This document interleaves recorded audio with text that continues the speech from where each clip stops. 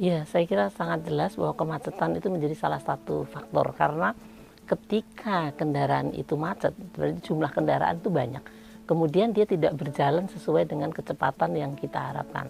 Kita tahu bahwa kendaraan itu didesain pada kecepatan tertentu. Nah, ketika macet, itu dia akan kecepatannya bahkan nol. Ya, jadi bisa nol, bisa hanya 5 km per jam. Pada saat itu pembakaran tidak sempurna. Jadi pada saat dia hanya berhenti di tempat, kemudian mesinnya nyala atau berjalan pada kecepatan yang sangat rendah, itu pembakaran menjadi tidak sempurna. Sehingga partikulatnya akan tinggi karena pembakaran tidak sempurna, CO-nya juga akan tinggi, ya apa yang dibakar itu menjadi tidak sempurna. Kalau pembakaran sempurna biasanya hanya hasilnya air dan CO2 gitu. Nah, ketika tidak sempurna, yang lain-lain itu muncul gitu.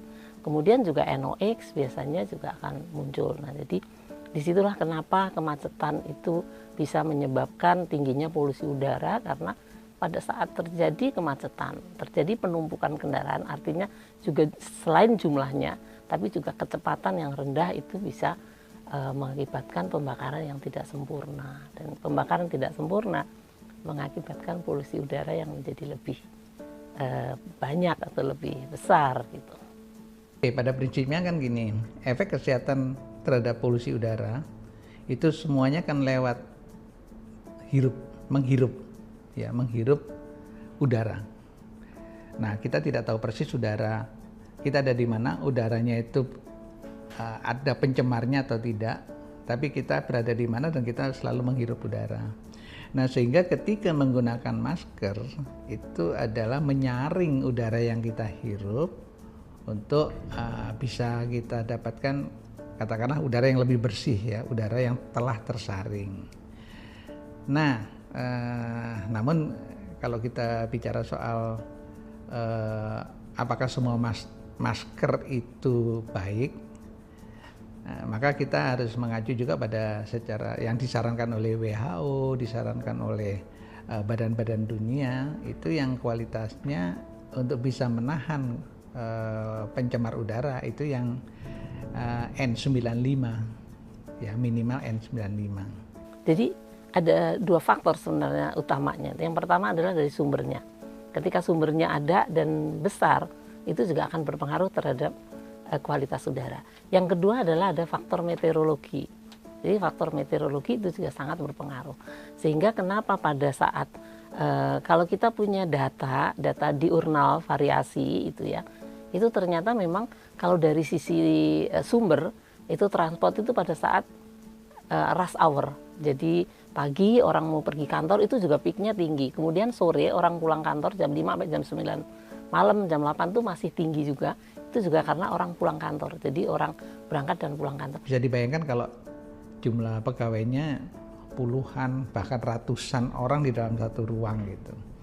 Nah, jadi di sana nyampur itu yang dibawa dari luar, terus kemudian yang ada di dalam, dan kemudian di sana karena ada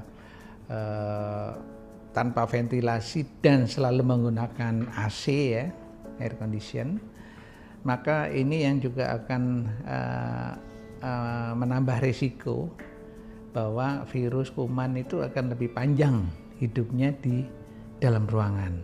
Nah, ini yang kemudian karena ada manusianya di sana, kontaknya bisa lebih lama kan. Nah, jadi gangguan-gangguan kesehatan yang terjadi juga bisa lebih serius gitu. Ya, kalau kita bicara soal efek kesehatannya ya, kita bisa kategorikan dalam katakanlah dua sudut pandang ya. Yang satu kaitannya dengan short term effect, jadi efek jangka pendek. Nah, biasanya efek jangka pendek itu adalah pencemar-pencemar yang terhirup oleh kita, itu yang berada masih dari hidung sampai ke saluran nafas bagian atas. Nah, itu berarti penyakit-penyakitnya adalah penyakit-penyakit yang terkait di sini, batuk, pilek, flu dan sebagainya ya, yang di bagian saluran nafas bagian. Tetapi juga malam hari itu yang sampai subuh kadang-kadang tinggi. Itu kenapa? Itu faktor meteorologi. Jadi boundary layer-nya itu rendah gitu. Karena faktor meteorologi, stabilitasnya menjadi stabil kondisinya. Nah, ketika stabil itu mixing height-nya atau percampurannya menjadi lebih rendah, sehingga polusi udara itu seperti trap gitu, tidak kemana-mana. Makanya ada satu titik atau satu saat yang terjadi akumulasi. Itu bisa saja terjadi subuh atau malam hari, itu bisa terjadi karena faktor meteorologi. Tapi yang tadi saya sebutkan, rush hour itu biasanya faktor sumber dari kendaraan yang jumlahnya banyak ketika orang berangkat kantor dan juga ketika orang pulang kantor. Nah, jadi ada dua hal tadi, dari sisi sumber, kemudian dari juga faktor meteorologi yang berpengaruh. Lalu belum lagi di sana banyak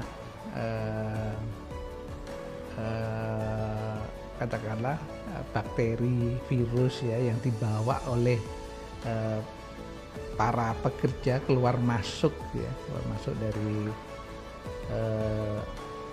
misalnya dari rumah naik sepeda motor, terus kemudian di jalan ketempelan dengan berbagai macam polutan.